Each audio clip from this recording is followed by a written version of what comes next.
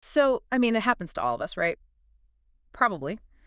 Multiple times a week. Oh, definitely. You're pouring energy into a conversation. Maybe you're trying to make this perfectly logical point in a meeting. Or just with family. Yeah, exactly. You're trying to share something meaningful, and then you just feel that click inside, ignored. Or worse, dismissed.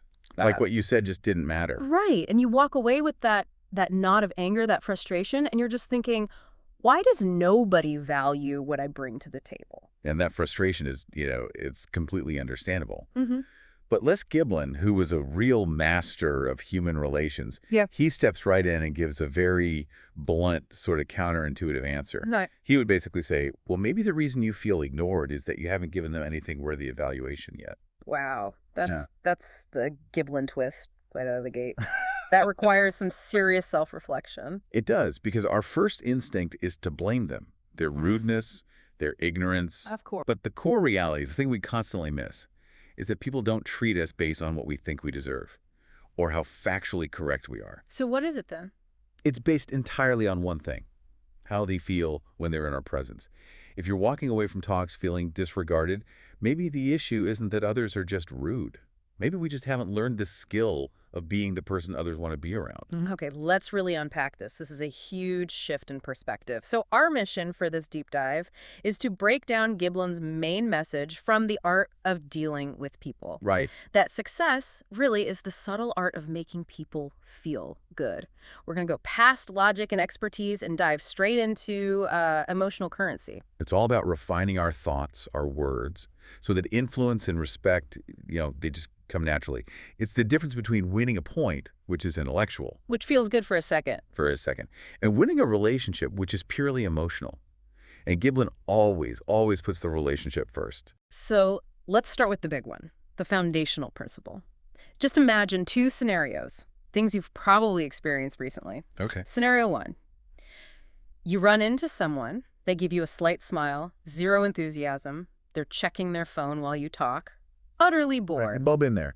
Scenario two, someone sees you, their face just lights up, they put down what they're doing, and they take this immediate interest in you. They make you feel incredibly important for those 3 minutes. That gap, that emotional chasm between those two encounters, that's everything. That is the line separating a deal maker from a deal breaker. And Giblin argues you don't need some complex sales pitch for this. No, not at all. No manipulation script. You just need to recognize the single universal human craving. Every single person wants to be valued, heard, understood, and appreciated. And most of us are just terrible at feeding that craving. We fall into what he calls the listening trap. Right. We only talk about ourselves. Or, if we're quiet, we're just listening to figure out our next clever response. Not to actually absorb what they're saying. Not at all. It's a really selfish cycle. But if you can change that one habit, if you learn to make someone feel genuinely special, Giblin promises you can open almost any door. Why? What's the mechanism there? Because people forget facts. They will forget your brilliant argument, but they will never forget what made them feel something. Okay, give us a tangible example. Something small we can test out today. Absolutely. Think about a simple transaction, like at a coffee shop. If you just ask the price and pay, it's business. Cold. Right, purely functional. But if you take a moment and you say, genuinely, your shop is so clean and organized, it was really nice coming in here today, that little compliment, it transforms everything. It becomes a human connection. Instantly. You acknowledge their effort. Their whole attitude shifts because you met that basic need for appreciation, immediate payoff. That's powerful. And that leads right into the second big idea, the human mirror. Yes, we're constantly reflecting back to people who they are, and they react to that reflection. So people are always looking for feedback on themselves. Precisely. Your behavior is a mirror for them. If you ignore them, they feel weak, irrelevant. If you genuinely praise them, they feel powerful and capable. Giblin makes this a core rule. People become what they are treated as. So if you're a manager who is constantly pointing out mistakes, Or a parent who's always correcting their kid. you're holding up a mirror that says, you are incapable, you make mistakes, and then they internalize that. They do, and they become hesitant, defensive, but the inverse is the key to influence. If you hold up a mirror that says you are competent, you are smart, you are valued, You're showing them the version of themselves they want to be. and they immediately start trying to grow into that reflection, you're Yeah. building their confidence, not breaking it. This is why relationships run on feelings, not logic. Okay, so let's pivot from that positive reinforcement to the real battlefield. Disagreements, conflict. This is where it gets tough. Yeah, because Giblin warns that trying to win an argument with pure logic is often the fastest way to just lose the relationship, even if you're right. It is, because the second you attack someone's idea, they hear it as an attack on their dignity, on their ego. And then logic just goes out the window. Completely. It becomes about defense. So if you want someone to actually listen to you, you have to make them feel valued first. That's the prerequisite. But this feels hard in the moment. You know, when I'm under pressure and someone is chronically late or they're just pushing an idea that is factually wrong. You don't ignore the reality. You just change the delivery. Take the friend who's always late. Okay. Your instinct is to say, can't you ever be on time? That just creates resentment. You've made them feel small. So what's the Giblin way? You phrase it softly. You might say, look, I know you've been incredibly busy, and I really appreciate how much you have going on, but if you could manage to be on time for this, it would just let us have even more fun together. Ah, so you preserve their dignity while still making the point. You shift the focus from their failure to our shared success. Exactly. And if someone is just wrong about something, Giblin has another tough rule. Let them finish. Don't interrupt them to correct the fact. Even if you know they're wrong. Especially then. The greatest pain for them isn't being wrong, it's feeling unheard. When you interrupt, you're signaling, my knowledge is more valuable than your thoughts. It goes back to that invisible sign he talks about. The one that says, make me feel important. The easiest way to honor that is just to listen. Sometimes, silence has the biggest impact. That requires so much self-control. But I see it. And this feeds right into how we give feedback. The idea of saving face. Which is non-negotiable. If you have to correct someone, you must save their ego. If you publicly say, this report is wrong, you need to learn the basics again. Oh, that's brutal. That's an ego attack. They will fight you, not the mistake. They shut down any thought of improvement.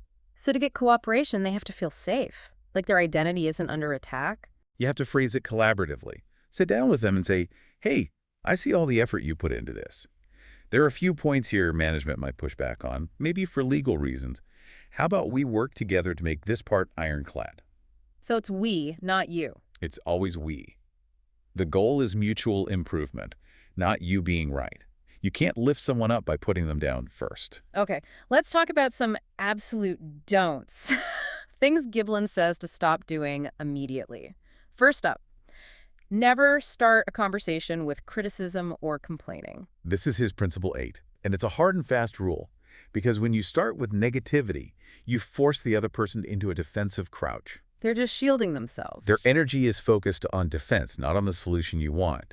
You lose them before you even start. So instead of, you're always late with this report and the formatting is terrible. You flip it completely. You focus on the positive behavior you want to see. How would that sound? You say, when you deliver this report on time, the whole production line flows so smoothly. It helps everyone. We really need more of that smooth flow. So they connect the good feeling of being praised with the action of being on time. Precisely. And that leads to another big one. Stop trying to change people. That's a huge roadblock for so many of us. It is. Because if you're actively trying to change someone, you are sending a signal that says you, as you are right now, are not okay. And that breaks the connection. It's deeply disrespectful to their identity. The most effective approach, and it's the hardest one, is to try to understand them, not change them. Acceptance reduces the pressure. And that actually allows them to change on their own. If they choose to. It comes from within, not from you forcing it on them. Okay, what about when we face just, stubborn resistance? The friend who disagrees with everything just for the sake of it. That's when you need this soft approach to contradiction. A direct contradiction, it just shuts their mind down. They see it as a personal attack on their intelligence. Right, so your friend says, hard work doesn't pay off anymore, and your instinct is to say, no, that's wrong. Which immediately starts a heated argument where nobody listens. And the relationship gets damaged. Exactly. You have to avoid that head-on collision. Instead, you validate their feeling, and then you gently introduce some doubt. So you'd say something like, You'd say, I can totally see why it feels that way, especially with how hard you've been working. That makes sense. But do you think there might still be some people who do succeed through pure effort, even if it's getting harder? You're respecting their view while expanding it. No confrontation. No confrontation. Yeah. Now, if there's one core art that Giblin just hammers home again and again, it's listening. But we often confuse just being quiet with actually listening. That's a critical distinction. A lot of people are just quiet because they're waiting for their turn to speak.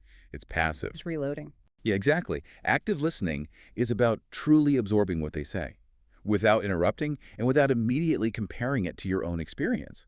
Don't steal the floor with, oh, me too, let me tell you about my bad day. And the result of that kind of deep, active listening, it's profound. The person feels lighter, they trust you. You become incredibly valuable to them. Why?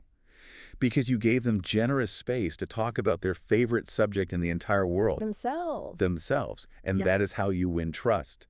Because influence is impossible without it. Which brings up a huge point. Win trust before winning the deal. Yes. If you only talk to someone when you need something, they see you as needy and self-serving, not trustworthy. And that kind of relationship is disposable. It is. Trust is built through consistent respect and care.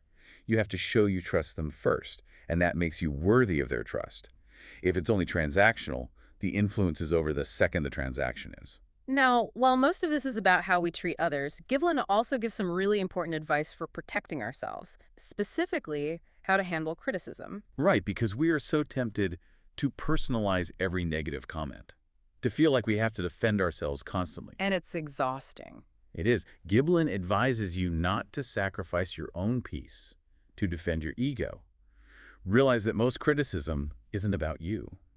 It stems from the critic's own frustration, their own insecurity. So we have to figure out if the criticism is genuine, something we can learn from. In which case, you thank them. Or if it's just baseless noise from their own issue. And if it's baseless, you smile, you acknowledge it, and you move on. What other people think is their perspective, not your truth.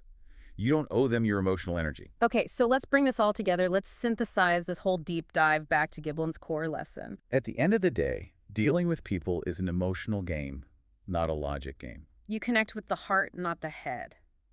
The real art of influence is making sure people feel like they're winning, that they feel respected, and above all, that they feel heard.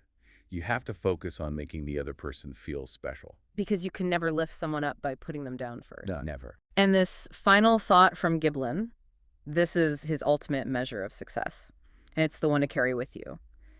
He taught that people will forget your words. They'll forget your clever arguments. They'll forget if you were right or wrong. But they will always, always remember the feeling you left them with. And if you just commit to that one rule, always make the other person feel special, you'll be a better communicator and a more successful person. So as you go into your next interaction, your next meeting, just stop and ask yourself, what positive emotional impact will I deliberately choose to leave on this person today?